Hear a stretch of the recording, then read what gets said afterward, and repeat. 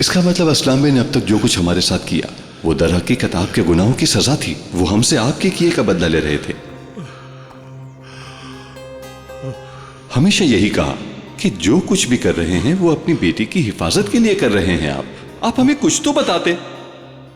और इस सब में हमें आपकी जरूरत है। मैं जानती हूं कि आप बेकसूर हैं। मीरान की मदद के लिए नहीं तो अपनी मदद के लिए ऐसा करें, ताकि उन लोगों के सामने आपकी सच्चाई आ सके जो आपको कसूरवार समझते हैं। साबित करूंगा बेटी, मैं ये सच्चाई सबके सामने लाकर रहूंगा। मुझे अभी अस्मा से मिलना होगा।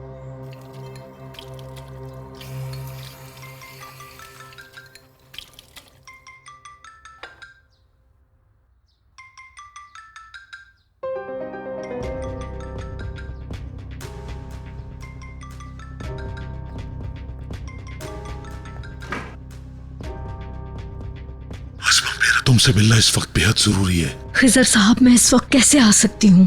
मैं तुम्हारा इंतजार कर रहा हूँ उसी पुरानी जगह पर। अगर तुम नहीं आई तो मैं वहां आ जाऊंगा।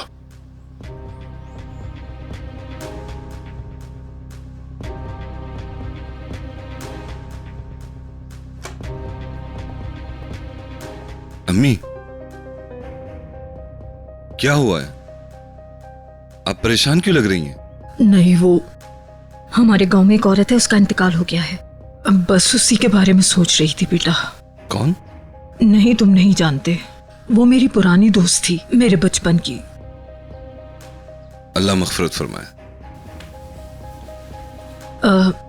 भूख लगी है तो कुछ बना दूं तुम्हारे लिए बेटा? नहीं अम्मी, शुक्रिया।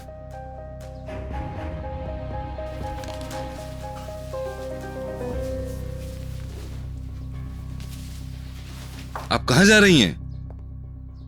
बेटा, अजीजा खानम के कुछ कपड़े हैं दर्जी के पास, वही लेने जा रही हूँ। दादी जान ने फोन किया था क्या?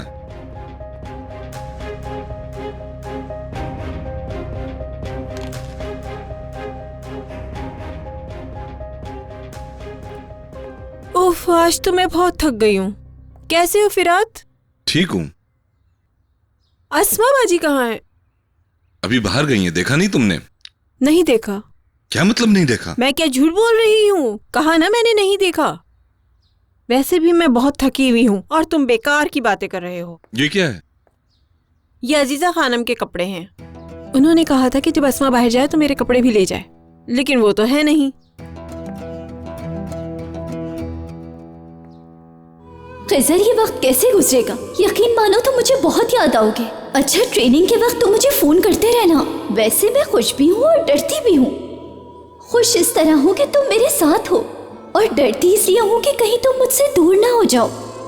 तुम्हारी मोहब्बत मेरे दिल में मरते दम तक जिंदा रहेगी।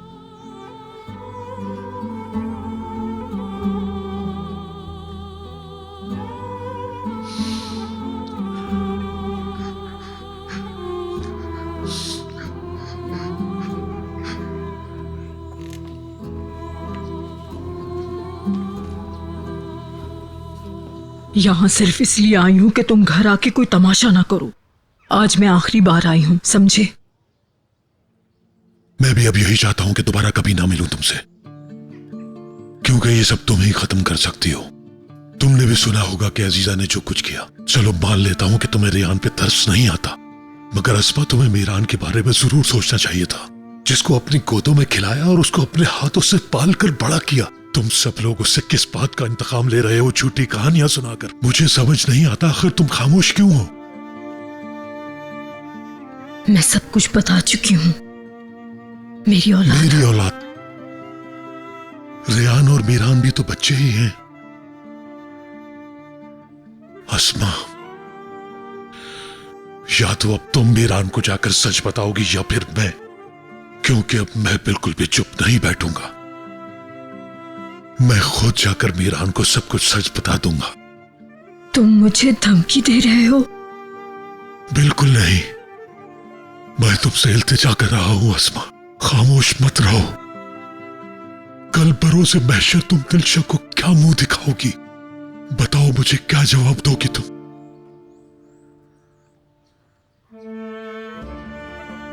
खुदा के लिए मुझसे ये सब कुछ ना करवाओ खिजर। अस्मा, तुम ये सब कर सकती हो, तुम्हें ये सच सबको बताना ही होगा, खासकर दिलशा के लिए। अगर तुमने नहीं बताया तो याद रखना, मैं खामोश नहीं बैठूंगा। अब फैसला तुम्हारे हाथ में है।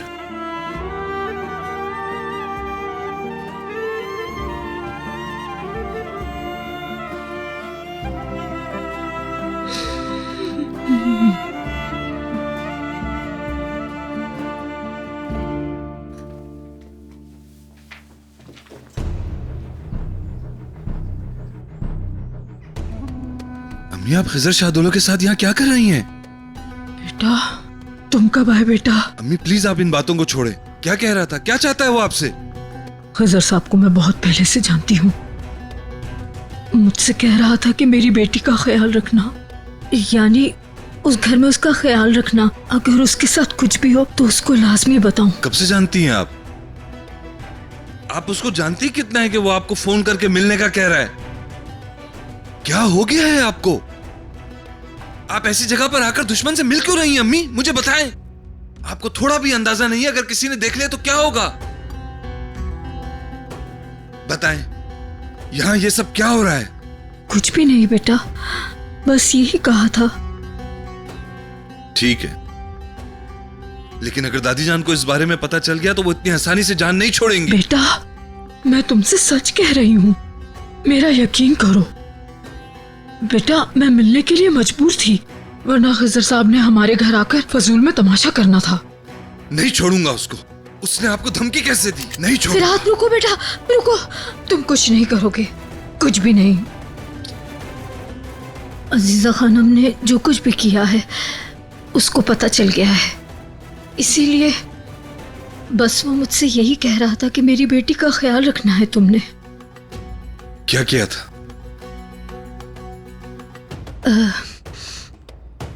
अजीजा खानम ने मुझे टिकट दी थी रेहान के बैग में रखने के लिए, ताकि मीरान को यकीन हो जाए कि वो आजाद के साथ भाग रही है। पर मैंने मीरान को सब कुछ सच बता दिया है। यही सच है, मैंने कुछ गलत नहीं किया। खिजर को पता नहीं कैसे पता चल गया। आपने मुझे क्यों नहीं बताया? अब आप भी क्या उन लोगों की तरह मुझसे सब कुछ छुपाने लगी हैं? नहीं नहीं बेटा, नहीं, मेरी बात सुनो फिरात। या तो अब तुम मीरान को जाकर सच बताओगी या फिर मैं, क्योंकि अब मैं बिल्कुल भी चुप नहीं बैठूंगा। कल बरोज़ महशर तुम दिलशा को क्या मुंह दिखाओगी? बताओ मुझे, क्या जवाब दोगी तुम?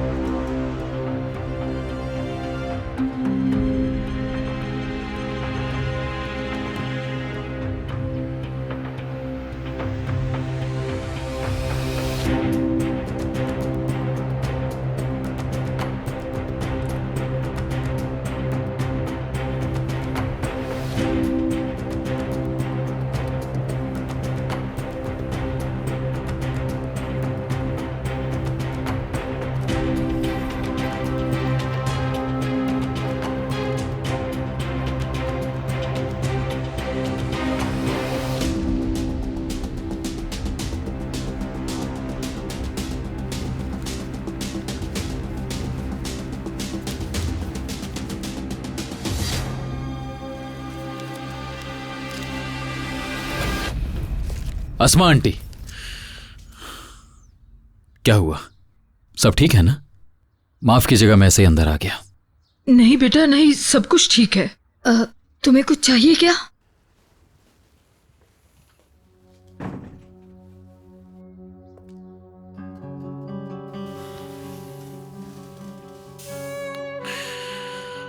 अस्मा आंटी,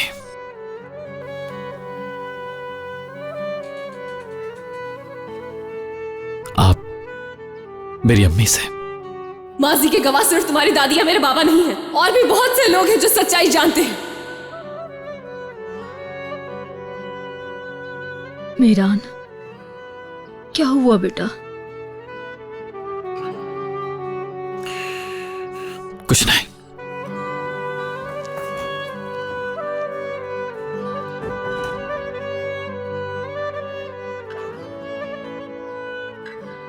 या अल्लाह हमारी मदद कर, कोई रास्ता दिखा मुझे। मुझसे अब बिल्कुल भी बर्दाश्त नहीं होता।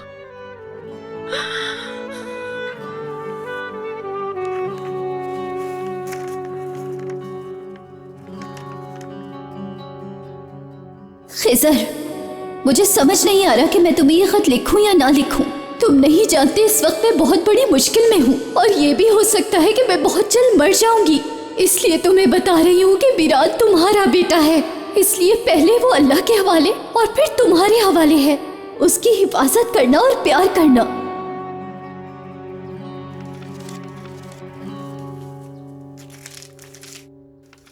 खिजर, तुमने जो खत मुझे भेजा था वो मैं बार बार पढ़ती हूँ, मुझे बहुत सुकून मिलता है।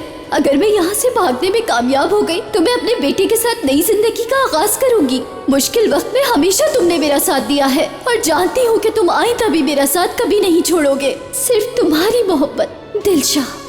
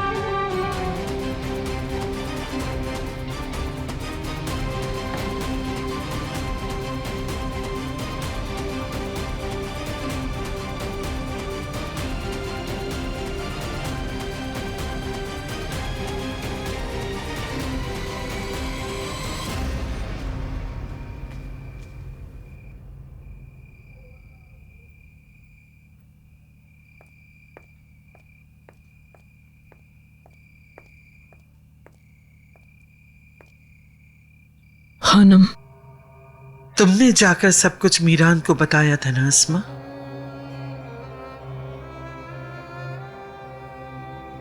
मैंने कुछ नहीं बताया, उसे किसी और से मालूम हुआ है। मैं आपसे सच कह रही हूं, मैंने कुछ नहीं बताया। अच्छा, तो तुमने नहीं बताया? तुमने कहा उसे कुछ बताने के लिए था ही नहीं। अगर तुम कहती हो तो मैं मान लेती हूं अस्मा।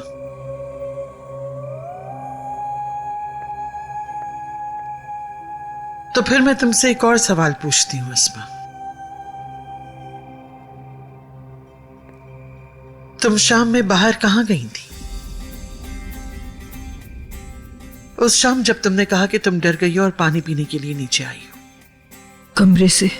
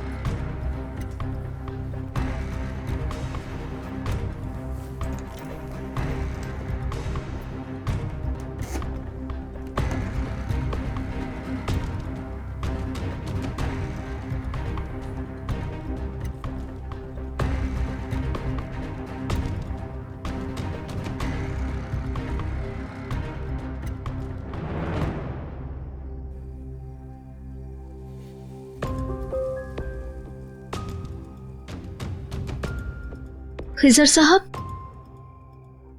इतना मत सोचिए, मुझे आप पर यकीन है। मीरान की किसी भी बात पर मुझे यकीन नहीं है। मैं आपके साथ हूं, मैं जानती हूं आपको, आपकी रहमदिली को जानती हूं मैं। आपके बच्चे भी आपको जानते हैं। शुक्रिया जहरा, अल्लाह तुम्हें खुश रखे। तुम्हारा एतमाद मेरे लिए काफी है, लेकिन मुझ पर जो इल्जाम लगा है, मुझे इस मसले को लाजमी हल करना है। मैं बहुत कोशिश कर रहा हूं, लेकिन कुछ ऐसा जरूर है जो मेरी समझ में नहीं आ रहा। आप मुझसे वादा करें कि आप ऐसा कोई काम नहीं करेंगे जिससे आपको कोई नुकसान हो। मेरी जहरा,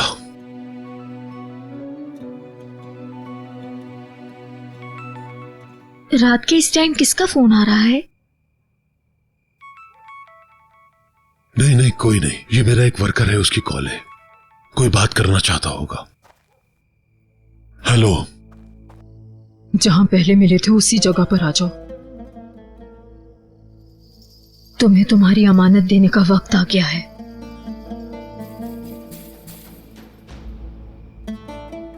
अच्छा अच्छा, ठीक है, समझ गया।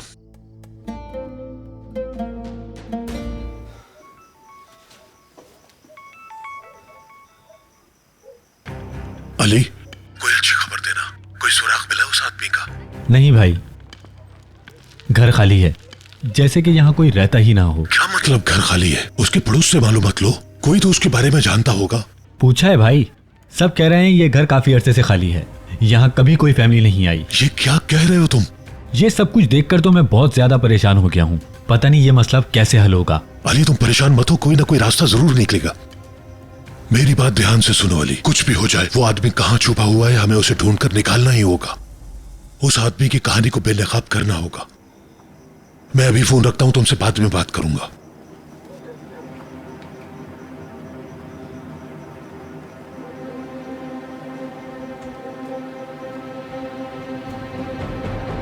क्या हुआ है अस्मा?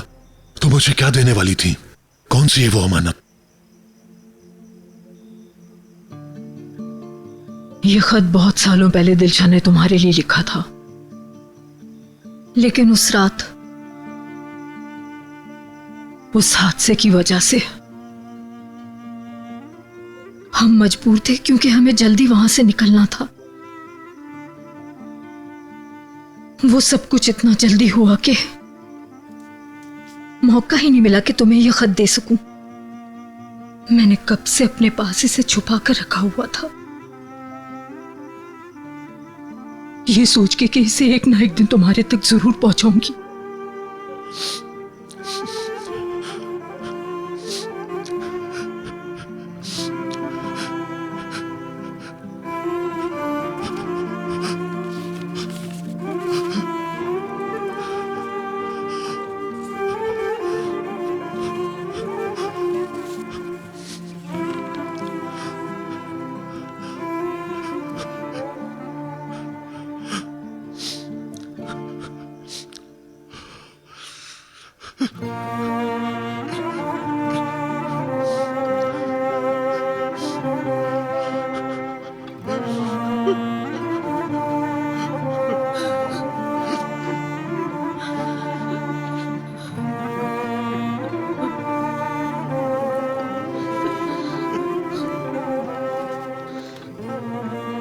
कल तुम ये खत मीरान को दिखा सकते हो।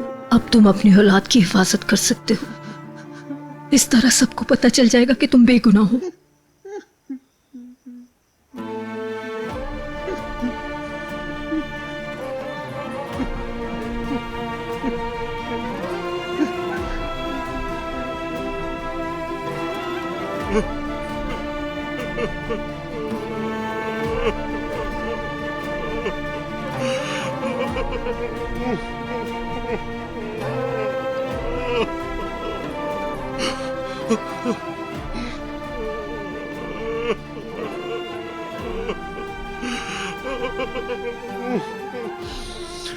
जिन हाथों ने ये लिखा वो इस दुनिया में नहीं है।